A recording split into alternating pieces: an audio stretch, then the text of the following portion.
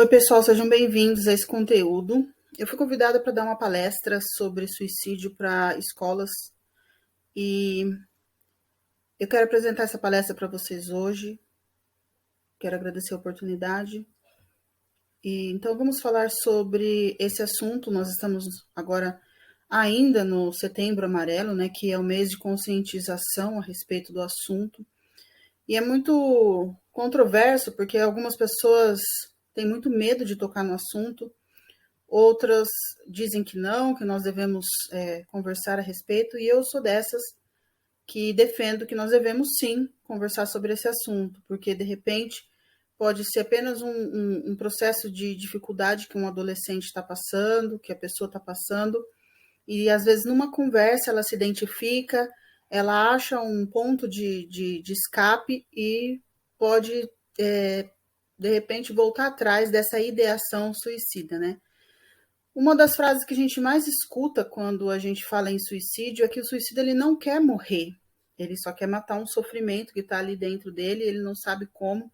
Essa dor ela dói tanto que ela não vê, a pessoa não vê outra forma de colocar fim a isso a não ser tirar a própria vida, porque ele pensa que talvez se eu tirar a minha própria vida, eu vou botar fim a toda essa dor. O que nem sempre se torna verdade, né? Porque nem sempre essa tentativa é bem sucedida. E aí, quando a gente pensa em suicídio, a gente pode pensar em prováveis causas da pessoa tomar essa decisão. Então, temos aí sensação de dor, desilusão, desesperança, sofrimento, um abandono, a rejeição, humilhação, uma sensação de desproteção. Parece que a pessoa está sozinha no mundo, embora ela pode estar no meio de muita gente, no meio da família, no meio dos amigos. Uma traição, uma sensação de insignificância, de incapacidade, às vezes incapacidade em relação a si mesma, a própria família, né? Fraqueza, de inutilidade, eu não presto para nada, esse mundo seria muito melhor se eu não estivesse aqui. Ou às vezes o próprio ambiente que ela mora é um ambiente tóxico, onde tudo é problema, tudo é briga, tudo é discussão. Então o que ela faz? Ela acha, né? Acaba pensando, poxa, se eu não existisse, talvez seria melhor, de não pertencimento e de exclusão, né? E esses são alguns dos pontos que a gente que eu estou colocando aqui, mas a gente poderia ter mais um monte de outros, né? Cada pessoa vai ter a sua realidade, vai ter a dor, a forma de ver o mundo, ok?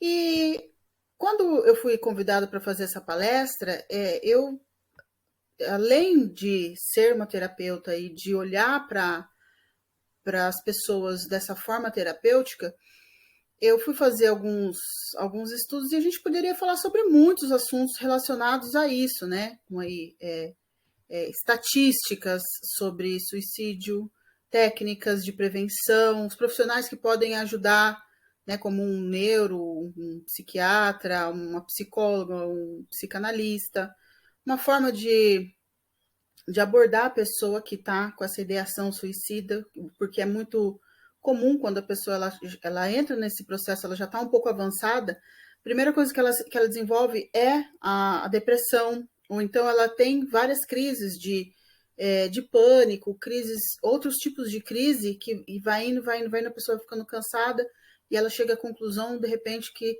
para acabar com esse sofrimento todo seria melhor tirar a própria vida. Autolesão, né? Como que as pessoas, principalmente o adolescente, ele entra nesse processo de autolesão, muitas vezes a dor física acaba aplacando a dor emocional, então ela acaba indo por esse caminho da autolesão até chegar a um ponto dessas autolesões ficarem tão graves a ponto de tirar a vida. Brincadeiras que pode terminar em ideação suicida, séries e filmes que falam sobre esses assuntos. A gente poderia falar sobre todos esses assuntos aqui. Mas como é apenas uma palestra, a gente não vai ter tempo de trabalhar tudo isso. E estatísticas, números, todas essas coisas, qualquer pessoa pode fazer uma pesquisa aí no Google, no YouTube, e consegue essas informações. Então, eu resolvi dar um rumo, um destino para a nossa palestra, que é justamente aquela clássica imagem do iceberg. Então, o suicídio ele estaria como a pontinha ali do iceberg, quando a pessoa, né, a última a ação da pessoa foi o suicídio. Mas antes do suicídio, existem muitos outros assuntos que devem ser tratados, que devem ser olhados, como a imagem e a família, porque a família é a base de tudo, é a base da pessoa, onde ela vai aprender a ser filho, ser um cidadão, ser uma pessoa. Então, a partir da família, ela vai construir a imagem dela, tá? Mas desses 3 pontos aqui, o que eu mais quero trabalhar aqui é justamente a imagem, tá? Não vou trabalhar a família, por quê? Porque a família a gente trata em terapia. Cada pessoa tem uma família, cada pessoa tem uma realidade, cada pessoa tem um rol de vivência, né? Um estilo familiar. Hoje a gente já lida com vários tipos de família. Não dá também para tratar isso numa palestra ou num vídeo, nem nada assim. Então, eu quero trabalhar com vocês sobre a imagem, tá? A imagem, ela fala sobre a pessoa mais importante do mundo. E eu quero que você faça um exercício aí. Se você está assistindo essa palestra pelo YouTube agora, pensa aí com você. Escreve num papel. Qual é a pessoa mais importante do mundo? Por quê? Porque a pessoa mais importante do mundo, ela está muito ligada à nossa imagem, é muito ligada à imagem que nós temos. E muitas vezes, nos meus atendimentos, quando eu faço essa pergunta para as pessoas e pergunto qual é a pessoa mais importante do mundo, elas me respondem, é minha mãe, é meu pai, é meu filho, é Deus. E geralmente as pessoas erram a resposta dessa pergunta, porque a pessoa mais importante do mundo, sem sombra de dúvidas, é você mesmo. Sim, por quê? Quando a pessoa ela chega para mim e fala assim, Violeta, a pessoa mais importante do mundo é a minha mãe, porque eu não vivo sem a minha mãe, nós vemos aqui que a pessoa ela já tem um probleminha com a autoimagem dela, ou com as priorizações, aquela pessoa que é importante, a pessoa. Por quê? Se você for a pessoa mais importante, você vai querer cuidar dessa pessoa, né? E isso causa sérios problemas. Quando nós não nos vemos como a pessoa mais importante, a gente começa a abrir portas para problemas, para depressão, para várias coisas que não são legais. Pode parecer um pouco egoísta? Pode parecer, só que se você não estiver bem, você não consegue cuidar de ninguém. Você não consegue cuidar do seu filho, você não consegue ajudar ninguém, você fica de mãos atadas. Por isso, você precisa estar bem. Bem fisicamente, você precisa estar bem emocionalmente, psicologicamente, né? Em todos os aspectos da sua vida. E agora, focando na pessoa mais importante do mundo, que é você, eu quero começar aqui a nossa palestra e passar um conteúdo interessante para você, que é o conteúdo com o qual eu trabalho todos os dias, tá?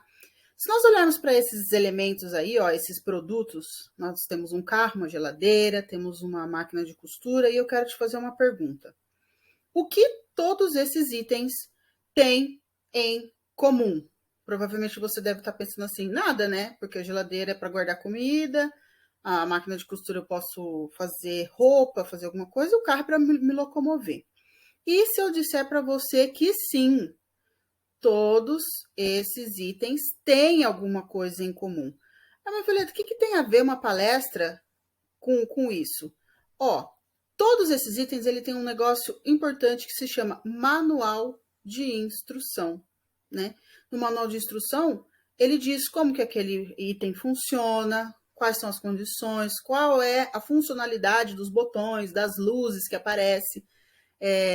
Então, como que aquele item funciona, tá tudo ali, ó, explicado dentro do manual de instrução. Você deve estar pensando, tá, mas seres humanos não são máquinas, nós não temos manual de instrução. Realmente, manual de instrução nós não temos, né? Porque somos humanos. Mas será mesmo? Será mesmo que nós não temos esse manual de instrução? A verdade é que cada um de nós somos únicos. Olha só essa imagem, olha que menino diferente. Ele é um ruivo, cheio de sardinha, esse cabelo. é um menino único. Você também é uma pessoa única. Mas se eu disser para você que isso não é 100% verdade, nós não somos tão únicos quanto a gente imagina. Sim, por quê? Nós somos únicos dentro de um padrão. E esse padrão eu quero ensinar para vocês agora, pincelar rapidinho. Vocês estão vendo essas imagens aí? Essas imagens, elas vão nos ajudar nesse processo da palestra a nós entendermos algumas características que todos os seres humanos carregam dentro de si, tá? Então, nós vamos usar essa imagem para ser mais didático. Por quê? Todos nós temos 5 traços de caráter dentro de nós. Esses traços de caráter, eles são formados a partir de uma dor que nós sentimos do 0 aos 5 anos, tá? Então, cada dor a gente vai representar por um formato. E qual que é a boa notícia aqui? Porque, peraí, Violeta, você está querendo me dizer, então, que eu carrego dentro de mim 5 dores? Sim, você, eu, todo mundo carrega 5 dores. Só que o que faz eu único ou eu diferente de você? É a quantidade de cada um desses traços, a quantidade de dor, como eu sinto essa dor. Uns sentem mais, outros sentem menos. Então, nós somos únicos dentro desse padrão aí, tá? A boa notícia é que para cada dor que nós sentimos, que nós temos dentro de nós, todos temos, as 5, nós temos um leque de recursos, de habilidades, de superpoderes, digamos assim. Para quê? Para que a gente possa lidar com essa dor e lidar com o mundo. Então, eu vou explicar para vocês como que isso começa, tá? Toda dor, cada um desses traços, ele tem uma dor, um formato físico e vários recursos, né? E tudo isso é formado dentro dos 5 primeiros anos de vida. Então, os nossos primeiros 5 anos de vida são muito importantes para determinar quem nós somos, como nós vemos o mundo, como que nós sentimos as pessoas, tá? O primeiro traço a se formar é o traço da esquizoidia, ele tá na vida intrauterina. Qual que é a dor existencial desse traço? É a rejeição. Porém, olha quantas habilidades. O cara que tem essa esquizoidia, lembrando sempre aqui, tá? Primeiro, eu quero fazer abrir um parênteses aqui com vocês. Todos esses nomes, dos 5 traços, são nomes, alguns parecidos, ou parecido não, é o mesmo nome de doenças psicológicas. Nesse caso aqui, nós não estamos falando de doença psicológica, nós estamos falando só do nome do traço. O cara que inventou isso se chama Reich, tá? E ele que usou essa nomenclatura, nós vamos ser fiéis ao nome que ele colocou, tá bom? E acho que é isso. Então, vamos lá. O primeiro traço é o esquizoide. A dor e a rejeição. Qual que é a habilidade? Ele é um cara criativo, ele é lúdico, ele é imaginativo, ele é disruptivo, tá? Porém, ele não gosta muito de contato físico, ele gosta de estar sempre numa caverninha, ou seja, como ele não gosta de muvuca, ele quer sempre estar quietinho na dele, no lugar dele, tá bom? Ele tem muita habilidade para pensar, para criar coisas a partir do pensamento, mas ele tem um pouco de dificuldade de pôr a mão na massa, de realizar, de fazer as coisas funcionarem, tá? Lembra lá no slide passado que eu falei que todo traço ele tem uma dor, já falamos da dor, que é a rejeição. Ele tem um leque de habilidades, já falamos das habilidades. E ele tem um formato físico. E o que é legal aqui, né, nisso que eu estou ensinando para vocês? Quando a gente bate o olho numa pessoa, a gente consegue identificar quanto de traço, qual é o traço que domina aquela pessoa. Lembrando, todo mundo, de novo, vou repetir, todo mundo tem os 5 traços, só que em quantidades diferentes. E qual que é, então, o formato do corpo do esquizoide? Ele é longilíneo, ele é magricelo, tá vendo? Ele é alongado, braços finos, o joelho, o corpo do esquizoide é cheio de quinas, então o ombro é cheio de quina, o cotovelo, o joelho. Essas pessoas que são conhecidas como magras de ruim, é o termo que as pessoas usam, elas comem, não engordam, são os esquizoides. E por que eles são assim? Porque na vida intrauterina, ele sentiu muito a dor da rejeição, seja porque a mãe realmente tenha rejeitado, né, esse bebê, ou seja porque a mãe passou por alguma dificuldade, ou algum medo, ou algum trauma. Então, toda vez que ela lembrava que estava grávida, o útero dela, o corpo, deixava o útero mais desconfortável para o bebê. Então, o que o bebê fazia? Ele evitava espasmos ao máximo. Ele evitava se movimentar dentro da barriga da mãe. Para quê? Para que a mãe não existisse. E por que a dor dele é a dor da rejeição? Porque toda vez que ele se movia, a mãe lembra que ela está grávida e o útero acaba ficando ruim. Então, qual que é a máxima aqui do esquizoide? Quando eu existo, o meu mundo fica desconfortável, meu mundo piora. É por isso que ele não gosta de contato com pessoas, ele não é muito de falar. Ele é um traço mais também racional, mais do pensamento, ok? O segundo traço a se formar é o traço da oralidade, tá? O oral, qual que é a forma física dele? Nós já estamos vendo a figura aqui, ó, arredondada, né?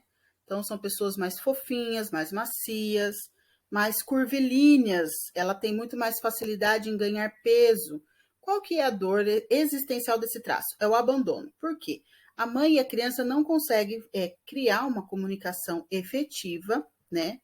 Então, o que a criança sabe fazer? Chorar. A mãe sabe o quê? Dar peito. Então, tudo que a criança necessita, ela chora. A mãe, por não entender o que ela precisa, ela dá o peito. O que essa criança entende? Poxa, você não consegue entender o que eu tô querendo? Você não consegue entender as minhas necessidades? Você é responsável por mim, não entende? Por isso que nasce a dor do abandono. Abandono e rejeição não é mais ou menos a mesma coisa? Não. Na rejeição eu não queria. No abandono eu te quis no começo, mas agora eu te deixo. Ela se sente, a criança se sente deixada. Por quê? Porque a mãe não consegue atender as habilidades, as necessidades da criança. Qual que é a habilidade do oral? O oral, já que ninguém adivinhou o que ele queria, o que ele precisava, ele se torna mais sensitivo, ele se torna mais eloquente, ele fala, ele é mais sensível, ele é mais emocional, ele consegue ler pessoas, ele consegue ler os ambientes, tá? Então ele precisa sentir, ele precisa falar dos próprios sentimentos, ele precisa de chorar, ele gosta de conforto, ele gosta de toque físico, ele gosta de sensações. Então é aquela pessoa que ela vai ver um sofá, por exemplo, um objeto, ai, que cor linda, passa a mão no sofá e fala, ai, que cor linda, passando a mão. Para ver a cor, você não precisa passar a mão, é só você olhar. Mas o oral, ele necessita desse contato, desse toque físico. Nesse momento, você já deve estar olhando por aí e identificando, né, algum oral perto de você. Então, como que é o corpinho dos orais? Assim, ó, curvilíneos, bochechudos, boca grande. Os orais, eles sempre parecem ter menos idade do que eles têm. Por quê? Lembra de um bebê? O oral ele é muito próximo da imagem de um bebezão, né? Lembra do Jô Soares também? O Jô Soares é um baita de um oral.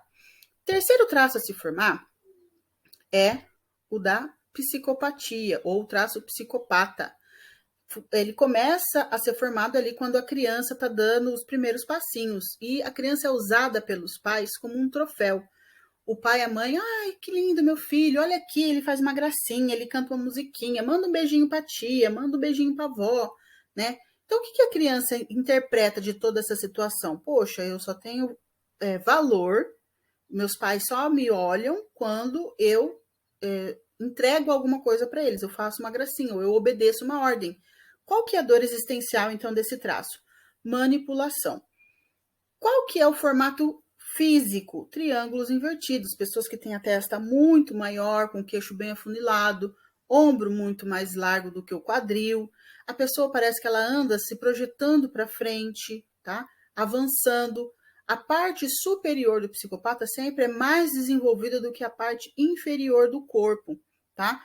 Qual que é a habilidade desse traço? Ele tem uma habilidade de liderar, de aglutinar pessoas, ele tem uma capacidade argumentativa muito grande, por quê? Assim como ele sentiu a dor de ser manipulado, ele também se torna um hábil manipulador, tá? Ele gosta de acordos claros, ele odeia faturas emocionais. Entenda que o que é fatura emocional? É quando você presta um favor para um psicopata e não diz exatamente o que você quer dele. Ele acaba ficando como? Desconfiado de você. Por quê? Quanto que isso vai me custar? Tá? Então, o psicopata não gosta muito disso. Ele tem um senso de justiça muito alto, porque já que ele gosta de acordos claros, ele também gosta de pessoas que cumpram os acordos feitos entre ele e a outra pessoa. Então, quando alguma pessoa não cumpre o acordo com o psicopata, ele fica chateado, tá? E quando ele tá muito na dor, ele pode ser muito autoritário, ele pode ser manipulador também, tá?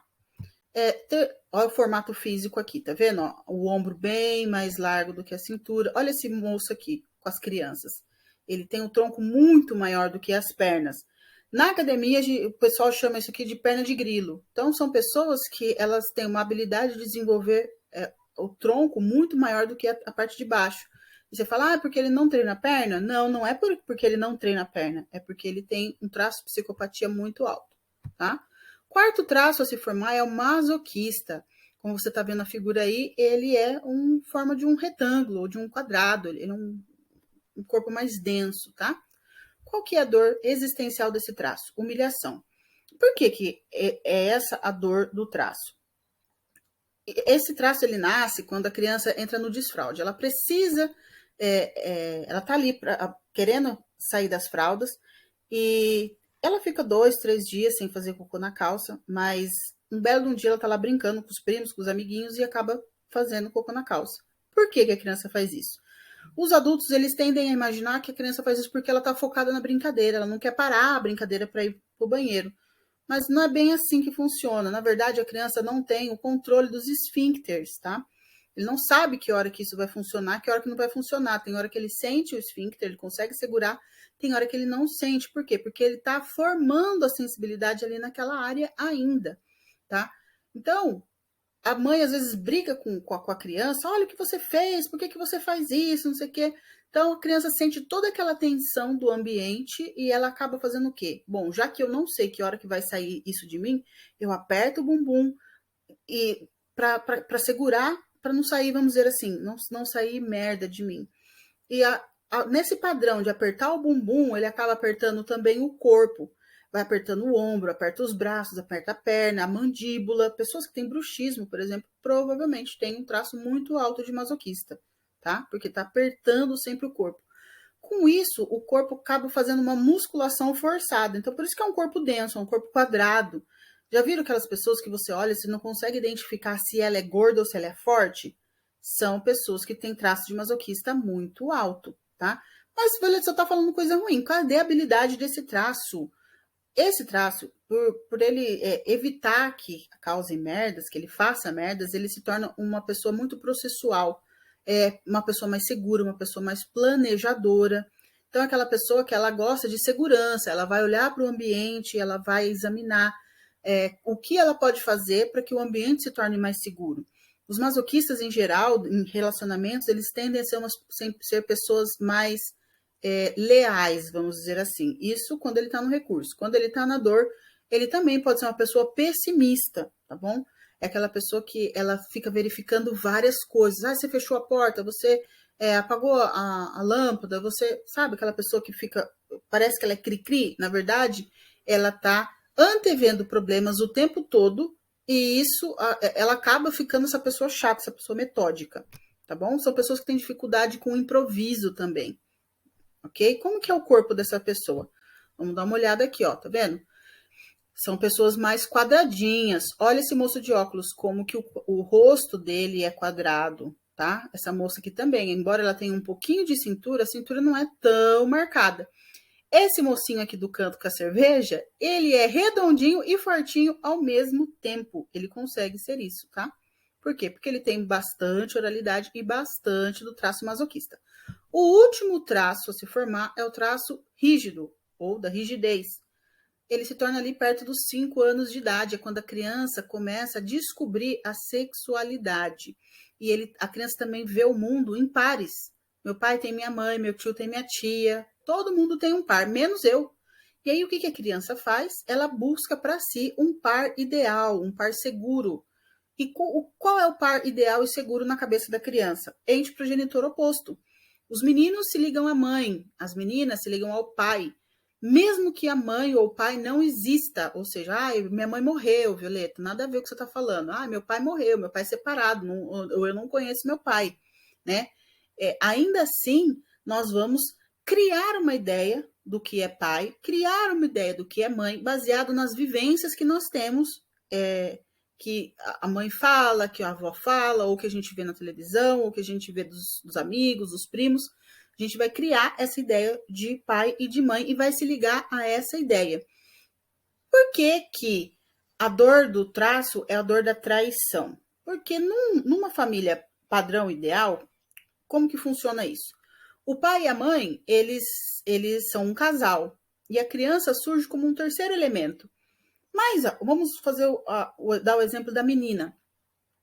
O pai fala para a menina assim: você é minha princesa, você é minha linda, você é minha flor, você é tudo para mim, é minha estrelinha. Só que à noite, o que acontece? O pai dá a mão para a mãe, entra no quarto e ele dorme com a mãe. Porque o par do pai é a mãe, não é a filha. A criança, como fez essa escolha para ter um par ideal, escolheu o pai, ela foi trocada pela mãe, entendeu? Então, esse padrão de triangulação existe constantemente na vida do rígido, pessoas com rigidez muito alta. Entenda uma coisa, todas essas explicações que eu estou dando para vocês são explicações do traço puro. Nós não temos ninguém com um traço puro, nem mesmo com 50% do traço, tá? É mais difícil. Por quê? Porque nós somos uma mistura de todos eles, ok? Então, qual que é a habilidade desse traço? Esse traço, ele é bem mais competitivo, ele é proativo, ele é ágil, ele é bom em improvisar. Esse traço, ele precisa brilhar, ele precisa aparecer, ele precisa ser a melhor opção. Por quê?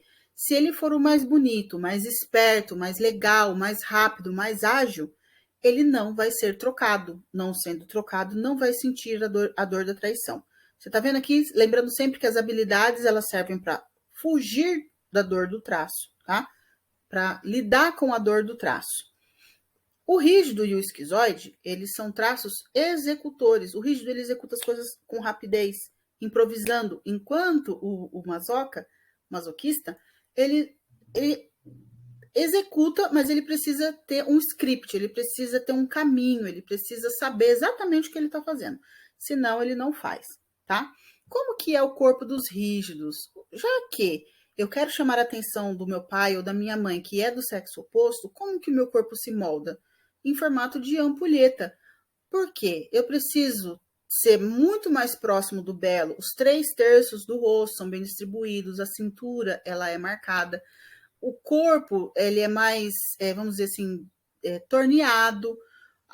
São pessoas que têm facilidade de desenvolver o corpo malhando. Então, sabe aquela pessoa que ela malha 3, 4 meses e parece que faz já 1 ano que ela malha? Provavelmente ela tem a rigidez, o bumbum mais arrebitado.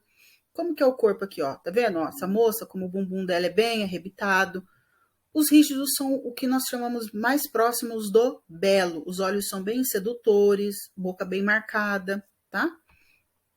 E aí você deve estar perguntando, por que que isso me interessa?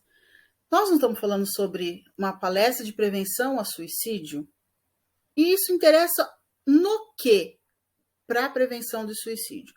Porque quando nós conhecemos como nós funcionamos, aquilo que nós gostamos, a forma como nós pensamos, como que nós vemos o mundo, nós acabamos criando uma imagem muito melhor, uma autoimagem muito mais fiel àquilo que nós realmente somos, tá? Então, vamos imaginar aqui que você é uma pessoa que é oral. O oral, lembrando, ele é um traço sentimental, ele é mais arredondado, ele vai gostar mais de comida, mais de sensações, como bebida, uma roupa confortável.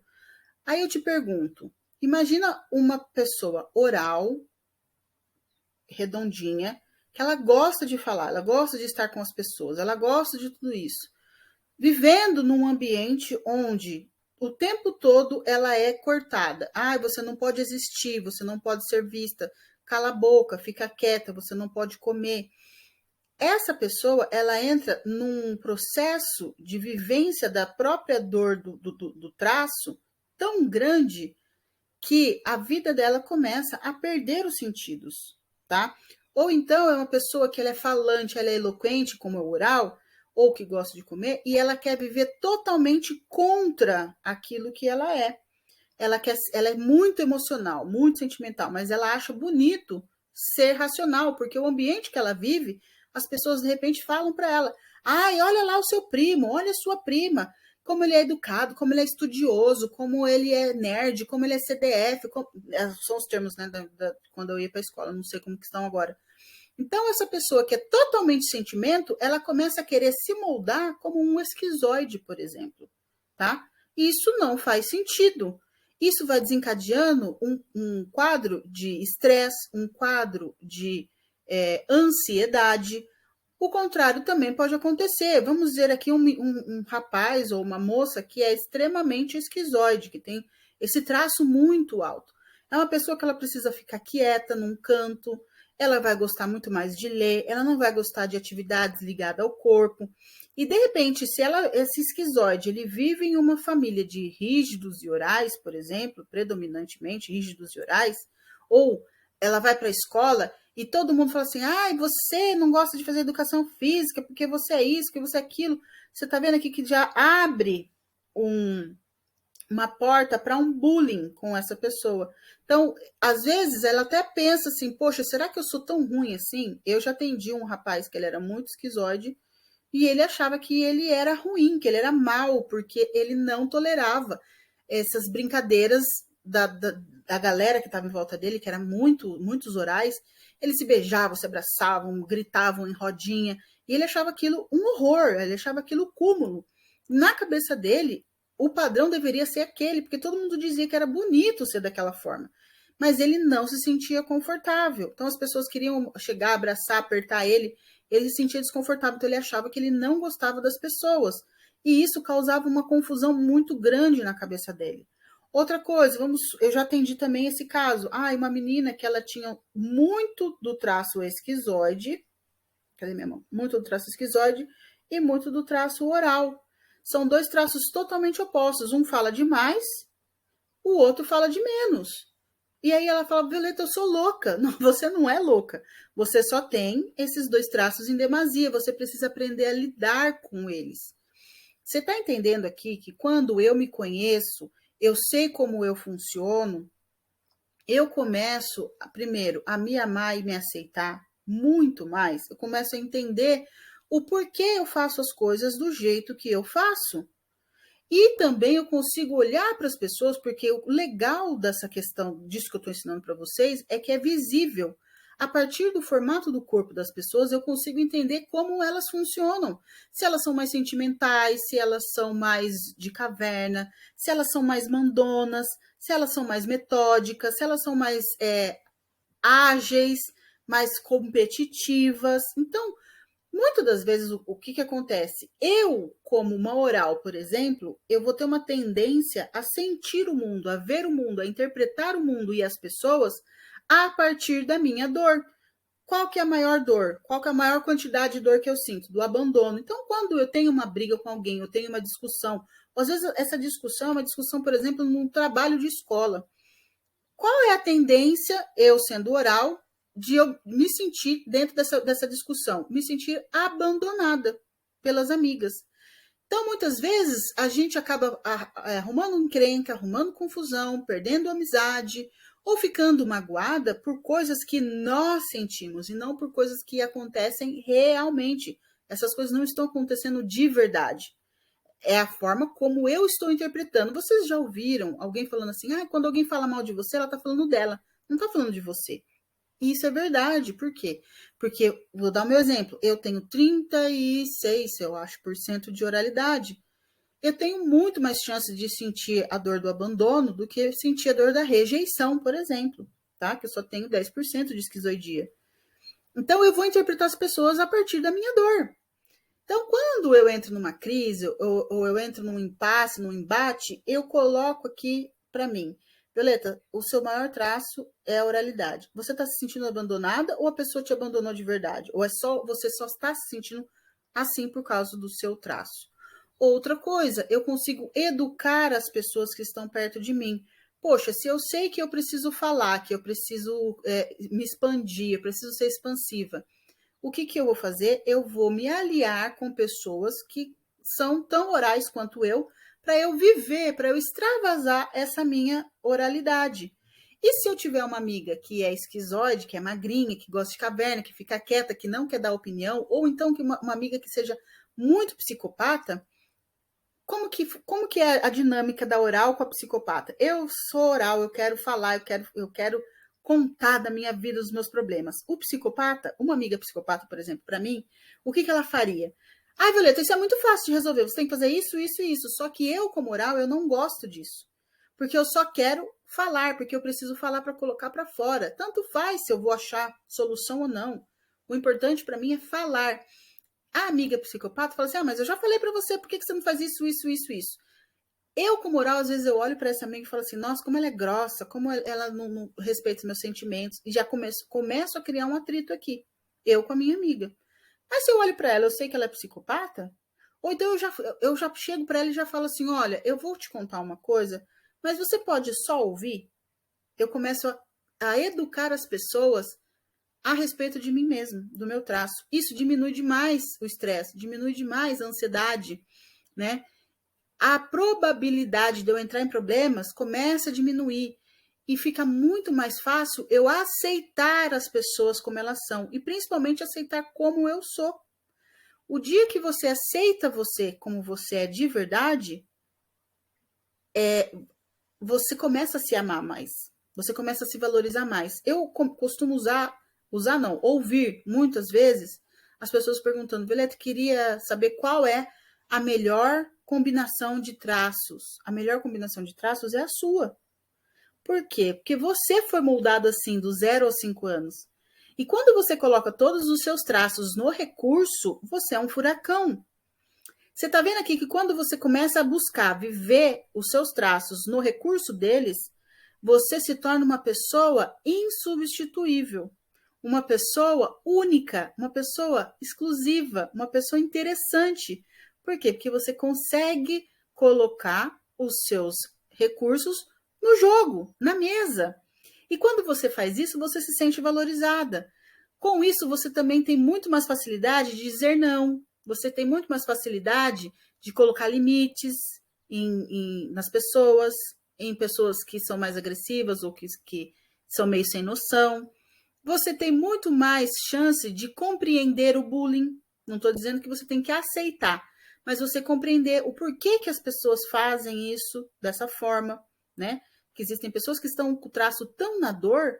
Entenda uma coisa, quando uma pessoa tem o traço dela está muito na dor, ela vai usar a dor dela contra ela e contra as outras pessoas. Então, uma pessoa que tem muito medo de ser humilhada, o que ela faz? Ela humilha primeiro. Uma pessoa que tem muito medo da traição, que é uma das dores dos traços, ela trai primeiro. Uma pessoa que sente demais a dor do abandono, quando ela está muito na dor, o que ela faz? Ela abandona primeiro.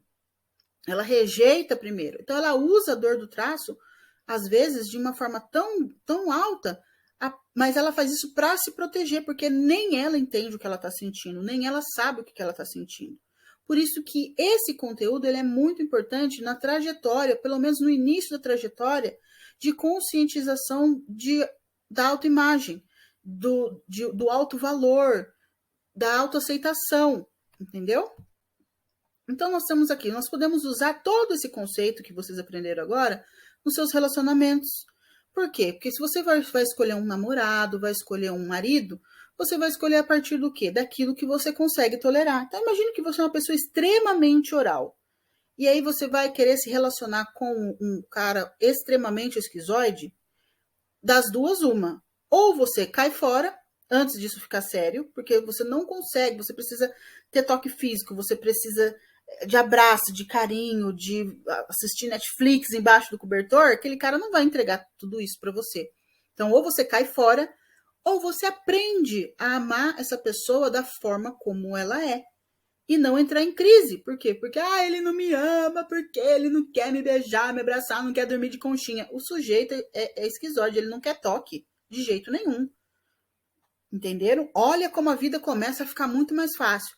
As amizades, entender por que aquela sua amiga é tão bocuda e fofoqueira e a outra não. a outra ela é praticamente intransponível, não tem o que faça você tirar alguma coisa dela, algum segredo dela. O autorrespeito, de colocar... O que é o autorrespeito? Quando você se respeita, você coloca limite também nas pessoas. Você coloca limite naquilo que as pessoas elas vão exigir de você. Tem coisas que você não pode dar. Vamos supor que você seja extremamente esquizoide. Você não pode dar, por exemplo, para as pessoas horas e horas e horas de conversa. Você pode dar horas e horas e horas de oitiva, mas não de conversa. Aceitação própria, aceitação dos outros, o respeito próprio, o respeito dos outros, aprende a dizer não. Com isso, você também aprende a perdoar. Por quê? Muitas vezes nós, como adolescentes, vocês, né, no caso, eu já passei dessa fase, mas o adolescente, ele tem muito dessa de olhar para os pais e falar assim, meus pais não me entendem. Tá, primeiro eles são teus pais e depois eles têm uma combinação de traço provavelmente diferente da sua. Ou se for muito igual à sua, vocês vão fazer o quê? Entrar o tempo todo em choque. E aí, por que eu entro em choque? Porque nós somos muito diferentes ou porque nós somos muito iguais? Nossos traços são muito iguais, nosso gráfico. Olha como vai ficando mais simples e mais fácil. Respeitar as diferenças. Ah, então por isso que aquela menina é tão expansiva, ela grita, ela fala, ela chora, ela é bocuda? Porque ela é muito oral, provavelmente. Ah, por isso que aquela lá é super vaidosa? Porque ela é muito rígida. Ah, e aquele cara lá, ele é manipulador, ele só tudo para ele, ele quer ter lucro, porque ele tem muito da psicopatia, do traço psicopata, tá? E também vocês aprendem a se divertir com as próprias diferenças, tá? E tudo isso leva para que lado? O lado da aceitação, tá? Aceitar o outro e aceitar a mim mesmo. Aceitação de quem eu sou e aceitação de quem o outro é. O que vocês acharam? Gostaram? Bom, então deixa eu me apresentar para vocês. Eu sou Violeta, tá? Eu sou uma terapeuta analista corporal sistêmica e eu ajudo pessoas a entenderem o porquê elas fazem as coisas que elas fazem, do jeito que elas fazem, porque elas pensam da forma que elas pensam. Tudo isso baseado aonde? No formato do corpo, tá? Isso aqui é como analista corporal. E o sistêmica, o que é? Vocês lembram lá da imagem do iceberg? É família. E isso a gente precisa de muita conversa e um processo mais aprofundado de terapia. Eu quero fazer um convite para você, você que está assistindo essa palestra aqui no YouTube. Se você quiser entrar no nosso grupo Palestra da Viola, porque meu nome é Violeta, muitas vezes as pessoas colocam apelidos e a maioria me chamam de Viola. Então, Palestra da Viola. Nessa palestra, né, nesse grupo aí, eu mando, hora ou outra, algum vídeo que sobe para o meu canal no YouTube. Meu canal no YouTube chama Na Mesa da Mamãe. E eu quero fazer um convite. Se você é adolescente, eu tenho um mini curso sobre adolescência sistêmica, onde você vai aprender como lidar com a última parte lá do iceberg, a parte da família, o porquê que acontece, as coisas que acontecem na sua adolescência, como você lida com isso, como você lida com os seus traços, tá? É um mini curso. Para você que está assistindo aqui, assistiu a palestra, ou você assistiu no presencial, ou assistiu aqui no YouTube, eu vou te dar um cupom de desconto, 90% de desconto, nesse curso específico para adolescentes, tá? Como que eu faço isso? Você vai entrar lá no meu canal do Instagram, lá no Instagram tem um linkzinho, Linktree, e você clica lá, tem todos os meus cursos, vai ter o curso lá sobre adolescência sistêmica, tá? Você vai digitar o cupom de desconto Palestra da Viola e vai ganhar automaticamente 90% de desconto nesse curso. Por quê? Porque esse curso é curso para adolescentes, para eles se entenderem e entenderem a sistêmica, a família, ler a família deles e ficarem mais confortáveis com a própria família, entender o porquê o pai e a mãe faz o que faz, do jeito que faz. Entenderam? Violeta, por que você não dá esse curso? Bom, eu não dou esse curso, isso, inclusive, essa pergunta eu vou responder na aula número 6, lá no curso. Porque eu estou te ensinando, quando você compra, mesmo que seja por um preço muito baratinho, eu estou te ensinando vários princípios aqui para você. O princípio da semeadura, o princípio da valoração, o princípio da autorresponsabilidade, onde você vai correr atrás de aprender, de melhorar. Então, eu agradeço que vocês estiveram comigo até aqui, tá? Se você gostou, compartilha esse vídeo com alguma outra pessoa que você acha que vai ser relevante. E eu espero vocês querendo, né? Vocês querendo lá no curso. Um beijo, um abraço. Até a nossa próxima aventura. Tchau!